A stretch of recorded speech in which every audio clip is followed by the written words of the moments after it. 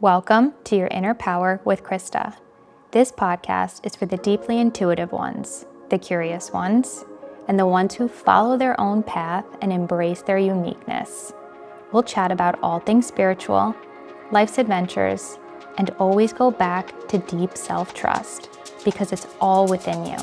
Let's dive in. Hello, and welcome back to the podcast.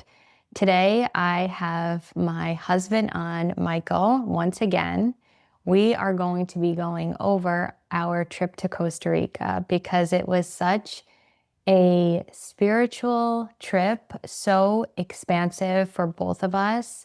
And because of a book and other things that we experienced before the trip, it really opened us up to be able to expand in the way that we did. So we just want to share everything. And honestly, we thought that we were going to share this podcast while we were away, but there were so many things that happened each day that we felt like if we recorded too early, that we would miss some of the magic that was to come. So that's why we decided we're going to share everything afterward and just be fully immersed in the experience at that time. So let's get into it. So I want to start off by beginning with the fact that we have been both reading, well, I've been listening to The Holographic Universe, and Michael has been reading the book. And honestly, I've been listening to it because it's very scientific and the words are kind of big, so it's easier for me to digest if I listen to it.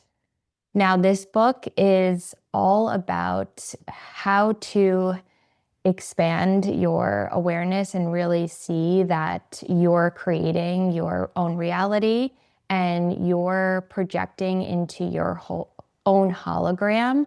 So it's about really noticing what you believe to be true.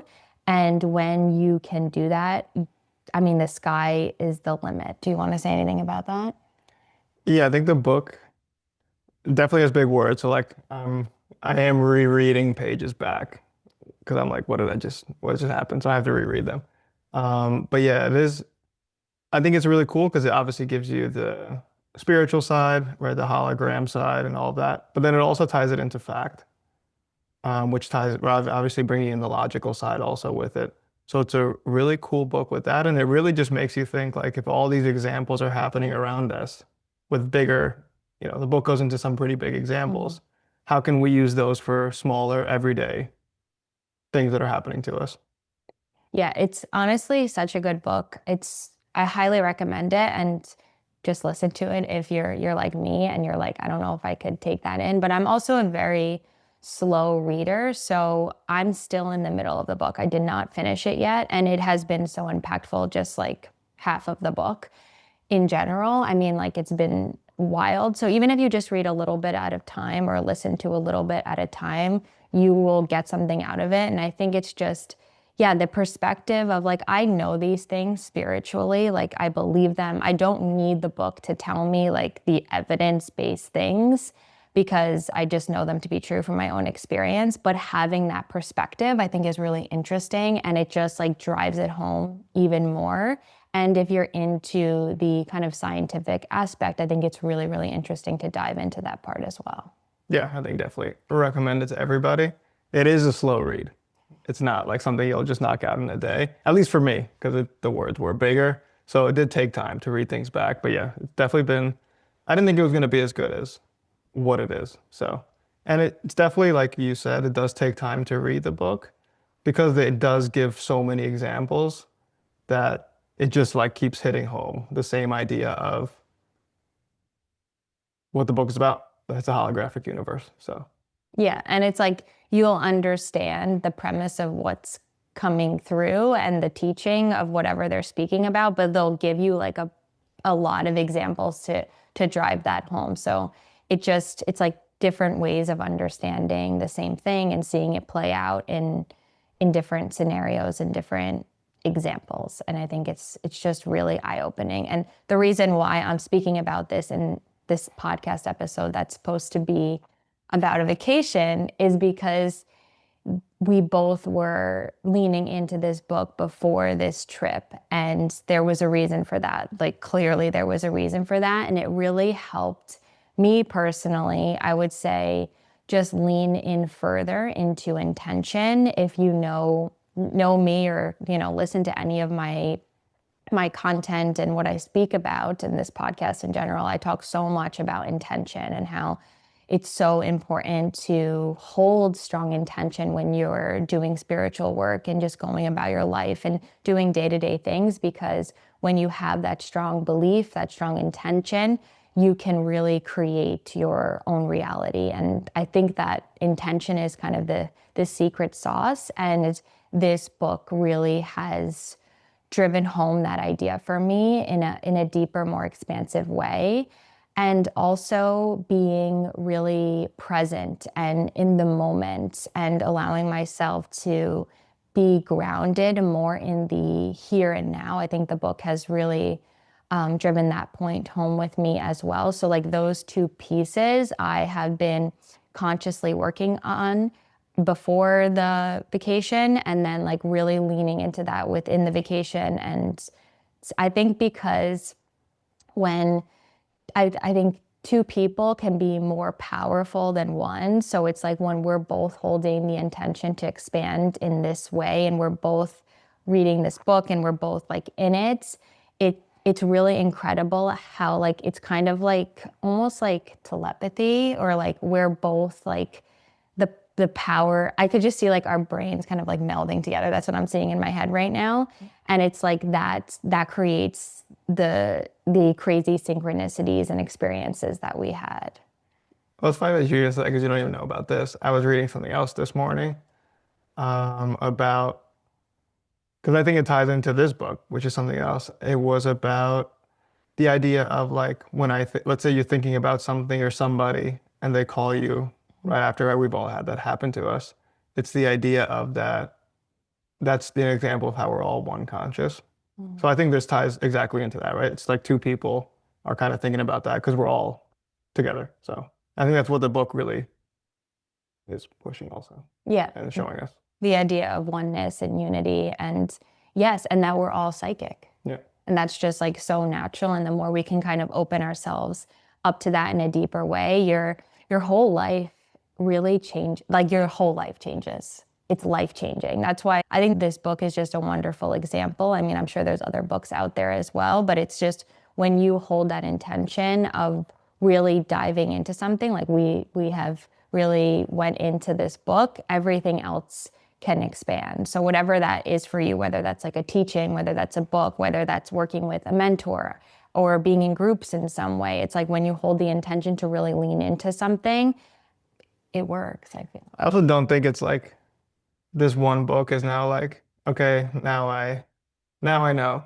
Yeah. It's been like years of us like discovering more, trying more. Because it's not all one, right? Like just a little fact about me, I guess, right? My tattoo that I have is like a Viking symbol for like creating your own reality. And I got that 4 years ago. So it's just like these little things that have led up, I think, from us practicing and putting it into real life, right? And then this book is just coming at a time where it's needed. So, yes. Yeah.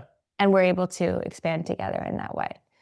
So you get the idea about the book. Now let's kind of go into how this played out on our vacation. So for me personally, again, you know how much I am into setting intentions and being really present with what I'm doing. I think that's so important. So before our trip, let's just start with the fact that our flight was canceled because of a massive snowstorm.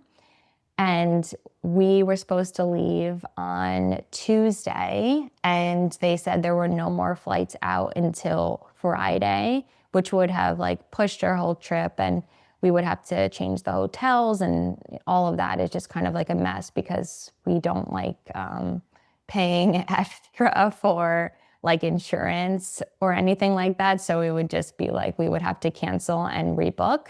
So that wouldn't be super fun, but we were really able to lean into that experience. And I mean, I know Michael's very good at that. And I think we talked about that on the first. I think it's funny. We didn't even, it was a huge blizzard for Yeah. everybody that's up here, but it didn't even cross our mind that like there's a chance it might get canceled.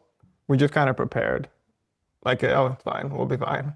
Yeah, because also the blizzard was not on Tuesday. It was Sunday or like during the weekend or whatever. So we didn't really understand why. Sunday into Monday, yeah. Yeah, we didn't understand why the flight would be canceled anyway. So it was just like, oh yeah, I know our flight will be fine because it's technically after the storm. But then that cancellation came in. And obviously it's disappointing and just a little bit frustrating because then you would have to call all these people and try to reschedule. But as always, you were just like, all right, let's ride with it. It's fine. No big deal.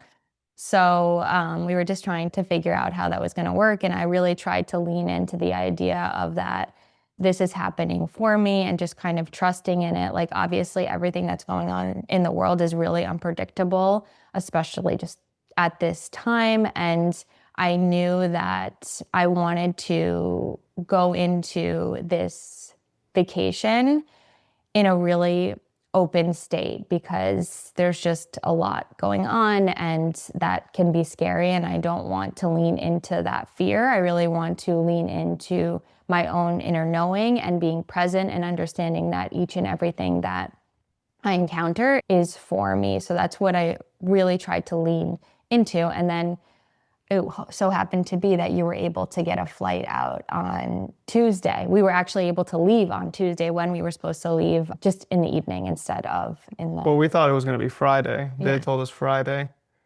And then you had a reading. So we're in a one bedroom. So I went and I worked from the car because I couldn't get to the office. So I went to the car. But I was on hold for almost 2 hours, actually, on hold. And yeah, they like answered and they were like, yeah, you want the 3 o'clock flight or whatever time it was. So yeah, they just plugged us in same day. Yes, so that worked out very We well. didn't have to change our itinerary or anything. It all just worked out. Yeah. And that was kind of the beginning of knowing that I wanted to lean in more and lean in more in this way. So when we got our flight, right before we left, Michael was taking the bags to the car, and I decided to just sit down on the couch for like a millisecond and just say, like, I am setting the intention that everything on this trip is for me, and everything is just exactly for me. I'm just leaning into every moment, and I am going to be present in each moment and soak up whatever I need to soak up from this experience. So again, just leaning into intention and presence with what I was doing and what was kind of going to happen next. Yeah, and I think honestly probably from that point on, the trip was pretty easy, honestly. Yeah. Things just unfolded after, they just kept unfolding, and it was just like easy. I don't know. But not everything was positive either. No. It no, no. just was, it was what it was, and we were able to navigate each kind of thing that came about because we knew it was for us. So, Easy in terms of like, this is just the next step. Like, this is what we're presented with, and that's all you gotta do next. So as soon as we got to Costa Rica, we got there very, very late, and we were starving. And we asked our driver if we could stop for a dinner. And it was around 9:30ish. And he said, sure, and knew the place that would be open. So we drove there and it was closed. And he was like, I don't know why this place is closed. It's not supposed to be closed. And we were like, okay, it's fine. Let's just go somewhere else. So we kept driving. And if you have been to Costa Rica, the roads are quite interesting, and it was pouring rain, and it just kind of felt like, when am I going to eat? I'm so hungry. Like, when is this destination coming about? But eventually we got to a restaurant and it was open, and we were like, wonderful, we're going to eat whatever they have at this place. And when we walked in, there was a guy sitting at the bar, and you want to take it from there? There was just, I mean, first of all, the ride there was like, I'm not really too much afraid of things, but that ride, she was sleeping, which was good. Her eyes were closed at least. I was staring. You could not see like 3 feet in front of you, and you were just going like straight downhill. So thank God I wasn't driving, but I think I forgot I was hungry until we got to the restaurant. I was just grateful we got out of the car. But yeah, we got in there. It was like late. It was like 10:30, probably. Maybe even later, I don't know. But yeah, it was just open bar really, and just this one random guy. And yeah, Chris and I just sat, we were talking, and then the guy ended up speaking really good English, like most people in Costa Rica, as we found out.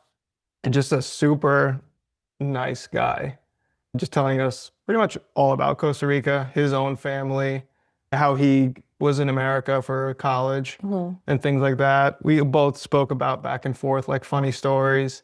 He played soccer, so he invited me out to go play with him, but I couldn't make it. It was a Saturday, we weren't gonna be there. Long story, but yeah. He invited me to play soccer. Just a lot of like, and he honestly told us also a lot about just Costa Rica in general, what's happening around the whole country with the nature, what we should do, what we should look out for, things like that. We found out this guy is like he's the owner of like one of, if not the most successful tour company in all of Costa Rica, like tours and like activities, tours Like excursion. and private transportation and things like that.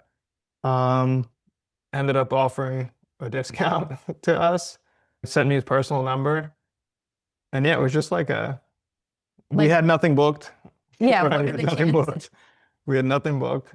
And yeah, he was just, And we didn't have anything booked because we kept saying, we were like, we knew the thing that we wanted to book, exactly like the tour that we wanted to book. And we were just like, okay, we'll do it. We'll do it. We'll do it. And I mean, divinely guided. We weren't supposed to book it because we were going to wind up running into this man who was so generous, gave us a discount, and it was exactly the same type of tour that we were going to book before too. yeah, he like customized it like to exactly what we wanted.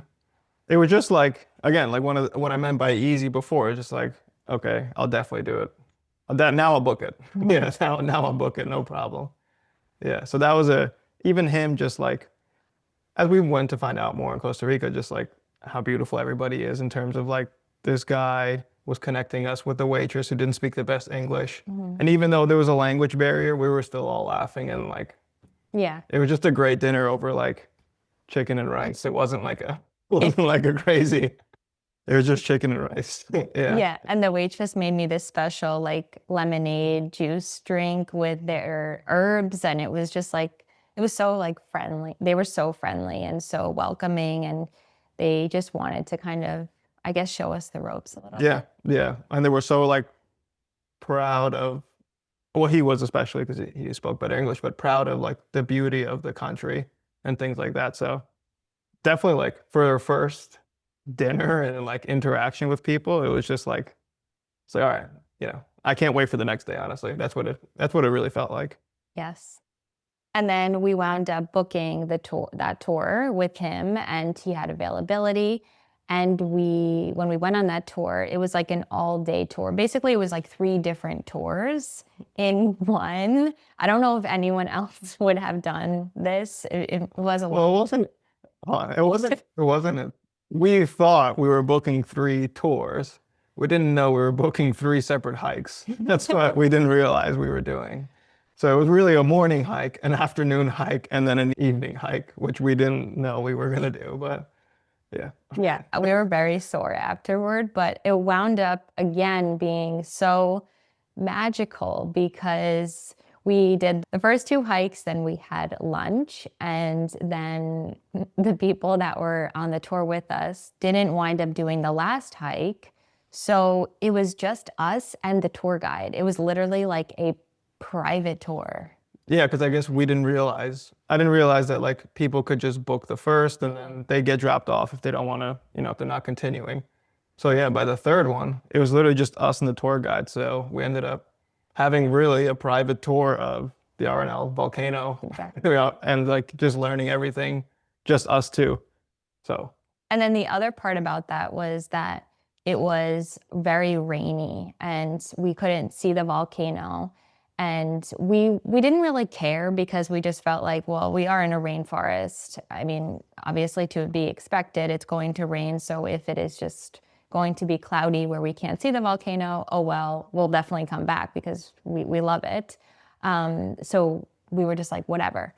And then it wound up clearing, and it wound up clearing like so much where you could see the entire volcano by the time that we did the volcano hike. Like just in time for when we did the volcano hike, it was completely clear and sunny. And that just felt so beyond magical because I think it's only like 60 days out of the entire year where you could actually see the volcano. The guy at the bar, because it was downpouring while we were eating that first meal. He said it like jokingly that like, you know, a lot of people come here and think we're lying when we say we have a volcano because you really just can't see it, which we knew from like other people and, you know, TikTok and things like that, but you know, it's rare to see it.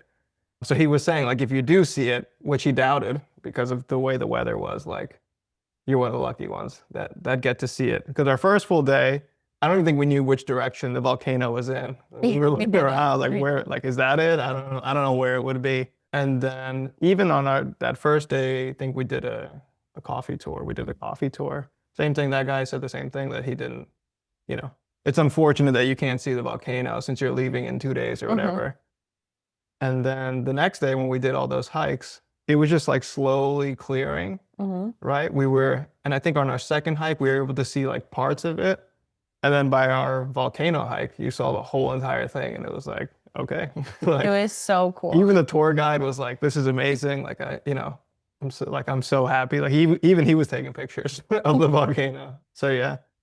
It was very, very cool. And it was nice to have this like kind of private experience, and we were able to ask more questions. And like something that we both love about going to new places that we haven't been to before is connecting with people that live there and understanding their culture more, understanding more just about them and their personal life, or how they got into doing tours or sharing about the land and all of that. We find that so interesting. So it was so nice to be able to like ask as many questions as we wanted and have that kind of personal experience. It was really special. And he also took so many pictures of us with the volcano in the background. He was really, really sweet. Yeah, it's always fun between learning from them and meeting like others on the tours. I love that too. Like I think from the first hike, there was like an elderly couple in their mid 70s who were telling us like how many countries they've been to, and it was like, all right, like that's what I want to do. Like, and not like we saw the Colosseum. Like it was like we went to Cambodia and like did like a 2-week adventure in their 60s, and I was like, wow, all right. Very, very. And just hearing those stories of people being like, this is what we do. It's like, okay, cool. Again, it feels like divinely guided because like that's what we want to do, and seeing that around us and being able to just take that in as like, okay, they can do it, we can do it too. So then when we were ready to go to our next destination, we were going to have a car pick us up. It was scheduled, and we woke up super, super early every single day, like 5:30 early. And that was just kind of like normal by the like second day. I feel like that was pretty normal. And we were ready, and we thought to ourselves, it would be so nice to get picked up earlier than we had scheduled because we're just ready to go and we want to go see the next destination, and it's obviously going to take some time to get there. But let's just go take a walk into town and enjoy this place for a little bit longer until the car is ready. And then Michael got a text while we were out and about in the town about, I don't know, 10 minutes later after we said that. And the text said that the driver is outside of our hotel if we would like to leave early. So again, just like, okay, great. We would love to leave early. We said that, and here you go. You can leave early. It was just such a moment of, again, we were just like so surrendered to it. Like it wasn't like, oh my God, we really need to leave early. It was just like, it'd be nice to leave early, but it's okay. And then it was like, okay, here you go. You can leave early. And then the driver ended up being amazing because I guess something we learned in Costa Rica was that there's really just like one road, really, like major road between all the places to where we were going. We were going down to Manuel Antonio, and then there was like a major accident or something. So like this 4 hour drive was supposed to take like 6, 7 hours. I didn't mean it like that either. 6 or 7 hours. 6 or 7 hours. And this guy like knew some back roads or whatever and just completely missed all that traffic. Like I don't know what happened because everybody we ended up meeting later at the hotel was like, "Oh, did you get stuck in that bridge?" And we were like, "No." Yeah, No. I don't know where he took us. I could not look at my phone because I get car sick if I look at my phone too much while there's driving happening. So I just tried to kind of close my eyes and know we were going to get there eventually. And yeah, it wasn't as bad as what we heard. We heard like horror stories Yeah. from other people at the hotel. Yeah. So that was another big plus because we actually got to spend a good amount of time at our next destination. We didn't really lose the full day. Yeah, we were able to sit by the pool for a couple hours before we went to dinner. And also with that second destination, in my head as we were driving there on the bumpy roads, I just thought to myself, like, how nice would it be to get an upgraded room? And I thought, I don't know, that would just be really, really cool. And then I thought maybe I should ask for it. And then I was like, maybe I'll just get it. Like, maybe I'll just walk in there and I'll get an upgraded room. And well, what were you thinking? But yeah, and on my way down, I was like, I wish I asked for an upgraded room. And then I was like, I'll just ask when I get there for an upgraded room. And then we got there, and the person working at the hotel was like, we upgraded you to an ocean view room. And we were like, oh my gosh, thank you so much. Again, it just felt like, here you go, because we were just so like, that would be great. That would be great. Sure. So it was really, really cool and just another like magical experience. And you could see probably why we felt like we could not record this podcast midway through because we were like, we're going to miss out on other things that And are we kept going saying to it happen. like, all right, so we're gonna do it. And then it was like, no, let's do it the next day. And then like we just kept pushing it. Mhm. But there was really no time to just sit there. Yeah, that's true. There was also very minimal time, but we would have made time for it Yeah. if we thought, Yeah. but it would have just taken away because then we would be like, oh, wait, this happened. We probably had to like add to it or redo it because we couldn't include all of the magic. And I think each time that the magic kind of unfolded, we leaned into it more, which allowed for more to happen and more to be experienced. And also something else, I don't know if anyone else has experienced this before, but just on this trip in general, I have dreamt about places that we went to before. Like I dreamt about places that we explored in Costa Rica. It would be like a random like street corner and I'd be like, "Oh my God, this was in my dream." And then when we went to one of the hotels, I was like, I literally saw this entire hotel in my dream and it was just so cool because I think it just shows how like time is not linear and how this like I was meant to be there, right? It was like this cool spiritual experience. So if that has ever happened to you, I would love to kind of hear about it because I think it's such an interesting phenomenon. I think I said that in like Paris when we were in Paris. I think I had something similar. It's like I turned a corner. It's like, wait, like I know this street. That ties into the book Yeah. too. That's true. Yeah. Okay, so another piece that happened that was a not so fun experience was that I rolled my ankle. And I rolled my ankle honestly pretty badly, where I could not walk. Like it was unbearable to walk. And I would love to say that this happened because I was doing something really adventurous and cool. But I tripped while I was looking at a butterfly. So I'm going to blame the butterfly for my rolled ankle because I have to say Costa Rica had some incredibly beautiful butterflies and they really captivated you. So I wound up tripping and I put all my weight on my ankle to try and catch myself. And that was just not a fun experience. So I was actually laughing. You were kind of laughing at me. I laughed after. I laughed after. because it was It was you funny. tripped like 3 I times. know. Tripped like 3 times to try to catch yourself. But it ended up being funny because I thought, it could have been much worse, honestly, because of where you tripped. But she did trip because of a butterfly. I was there behind her. I did see the butterfly. Yeah, so basically I like shook it off at first. I was just like, this is kind of funny, whatever. I was in pain, but I was able to kind of continue walking on it where it wasn't so bad. And then just throughout the day, it started to get like worse and worse. And we were walking back from the beach, and the walk was wasn't an easy walk. It was kind of like through the forest a little bit to get back to where the shuttle would pick us up and take us back to the hotel from the beach. And I was really struggling at that point. And another magical thing that happened there was you typically would have to call the shuttle to go pick you up and take you from where you walked from the beach back to the hotel.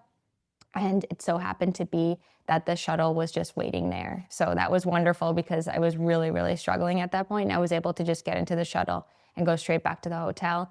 And then I just wound up sitting on the lounge chair for the rest of the day, really, because I was in just unbearable pain. It actually, like, I was like kind of like shaking to walk, really, really. It was not a fun experience, but I decided there was like a moment in time where I was like, well, how do I want to navigate this experience? And I wanted to, again, lean into the experience. I thought about the book and I was like, well, what do I want to project in my hologram? What do I want my reality to be? What do I believe in this situation? And my monkey mind thought like, oh, let me just look up on Google rolled ankle. Maybe it'll tell me like what to do or how long it's going to take to heal. And then I thought to myself, bad idea, because once I look that up, I'm going to take that on as my truth. I'm going to say, oh, this is the time that it takes to heal. So then I'm going to think in my head that's how long it takes, and that will be my experience. So I decided not a good idea to look anything up on Google. And I'm going to decide that this is going to heal as fast as possible. It's going to be a miracle.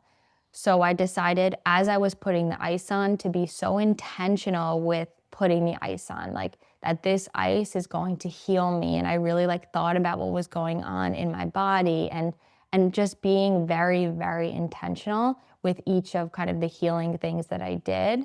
And then I also took some non-toxic Advil. Didn't even take regular Advil.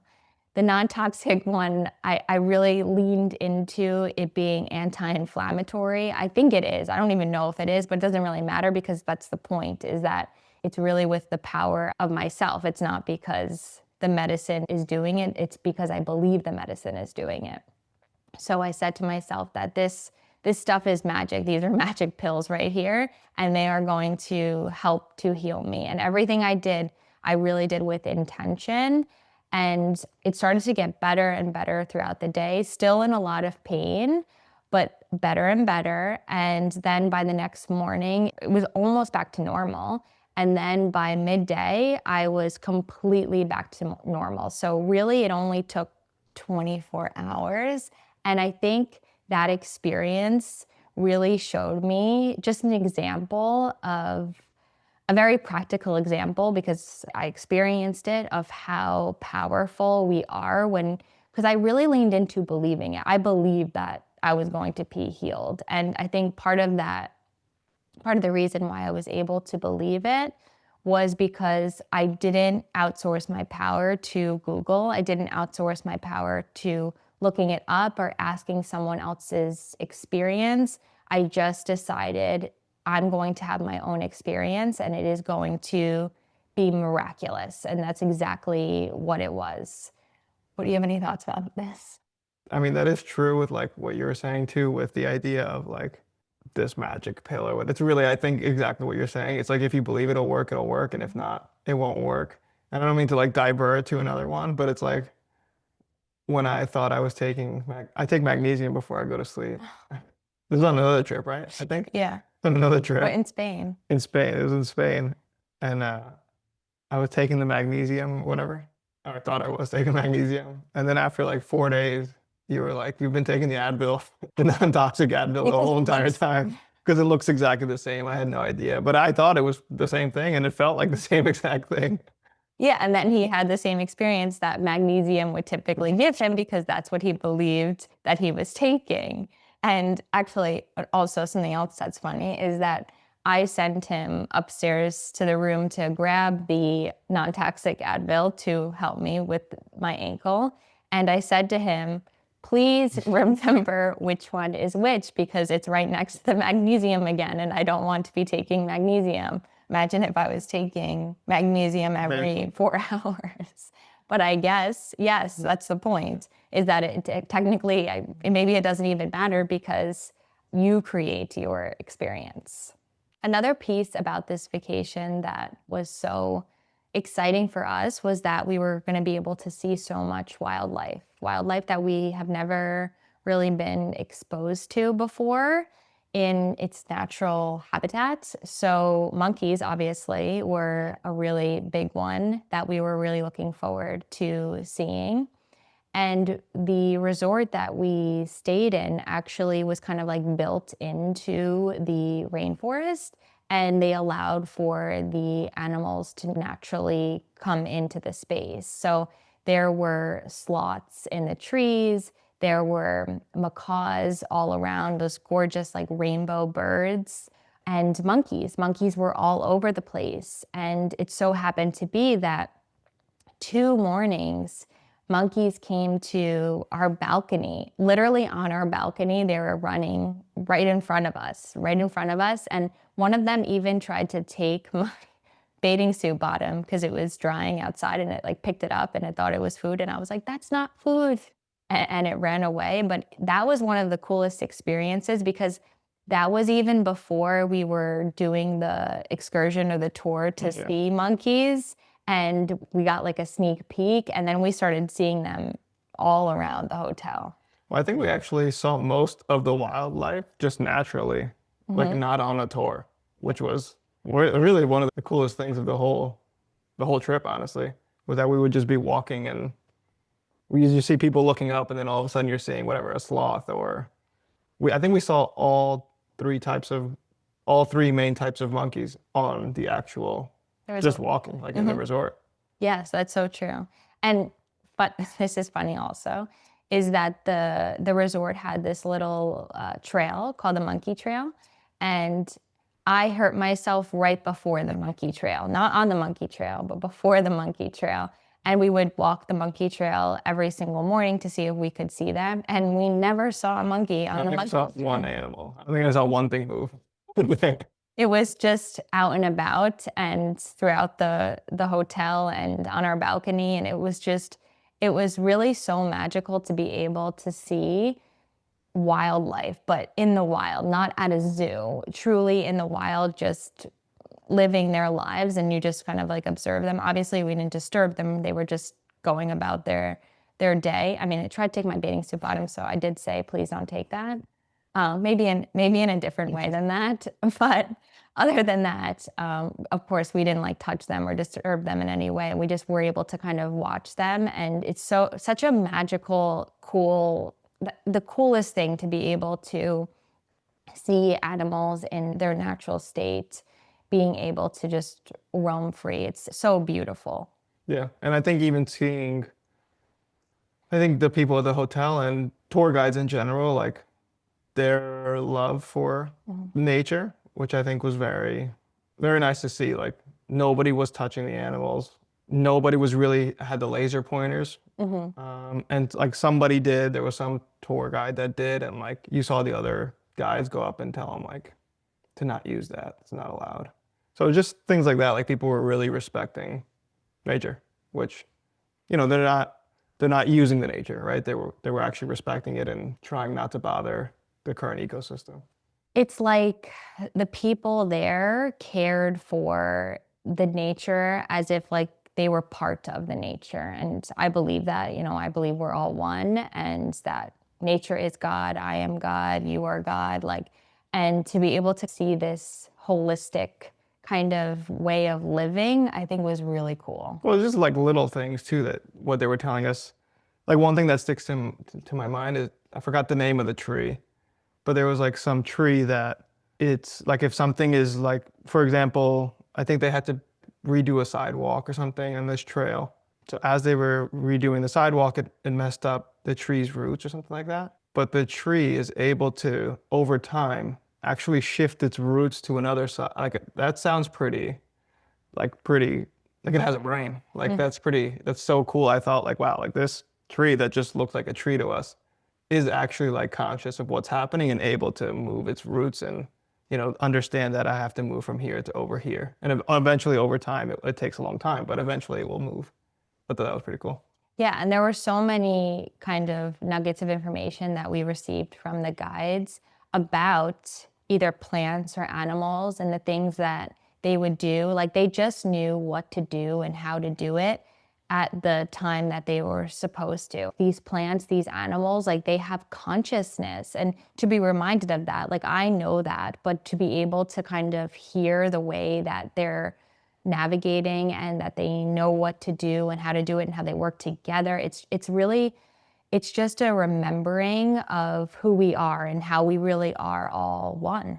Yeah, I think that was a big thing. Like they pretty much tied pretty much every tour and person that we spoke to and every naturalist that we spoke to really tied it into how like everything is working together to like make this happen.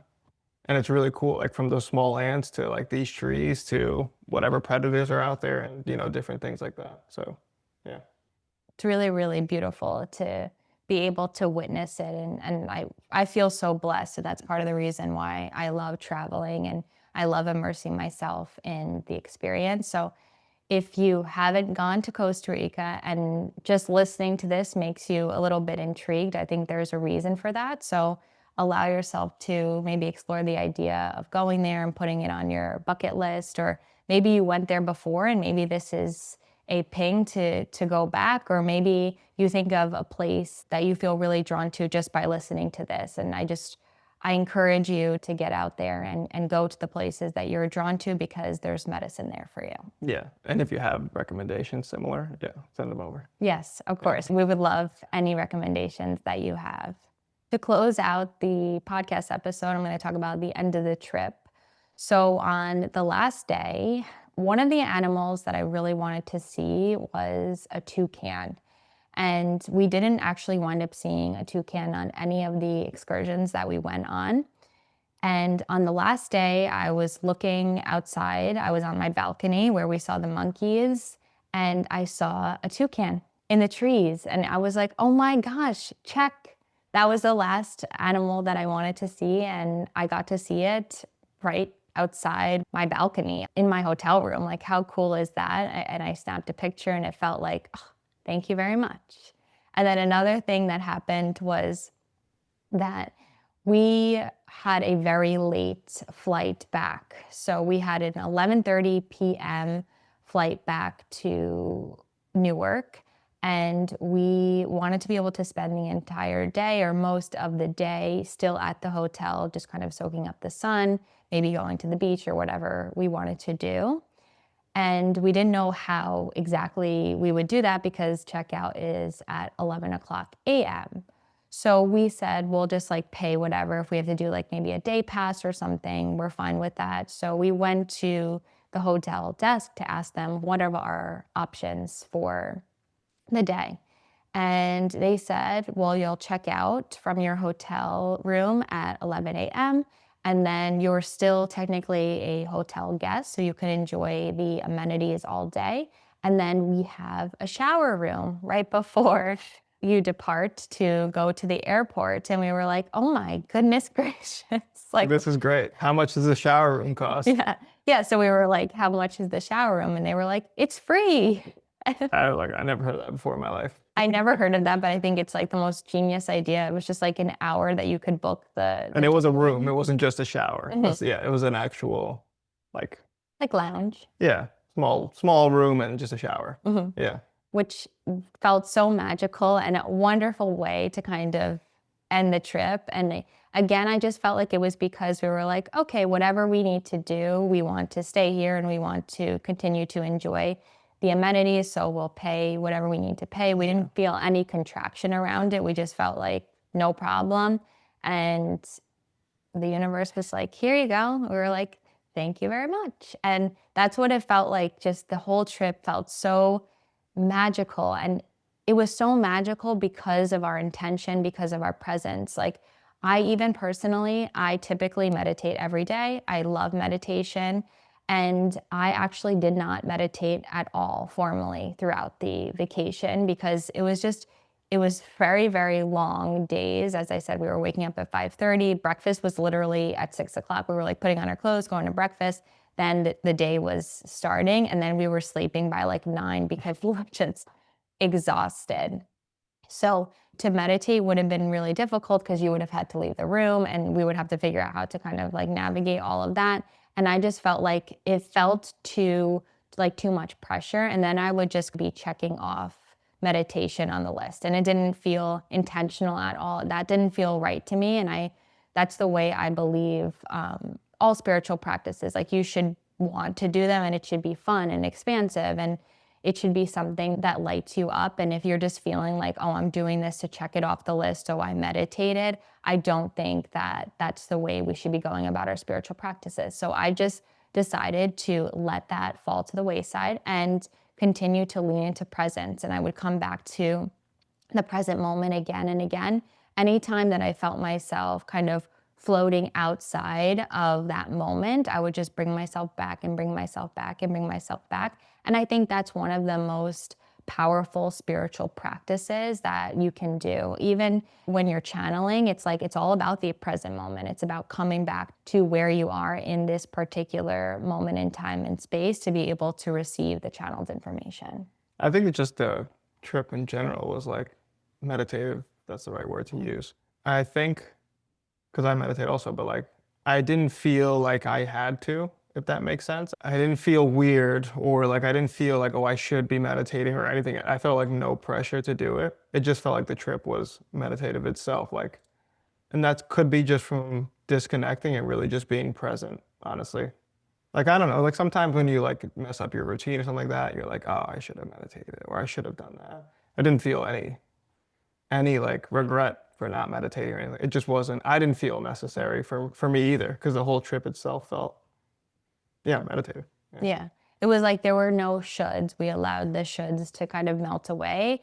And we are continuing to do this in our lives now. Like, it's not just about vacation. It's not just about letting go of this idea of what each day should be when you're on vacation. It's all of the time. It's letting go of the expectation and allowing yourself to come back to the present moment and know like anything can happen at any time, right? Any magic can come in at any point in your life, at any moment in time. It doesn't have to be just when you're on vacation or just when you're doing something fun.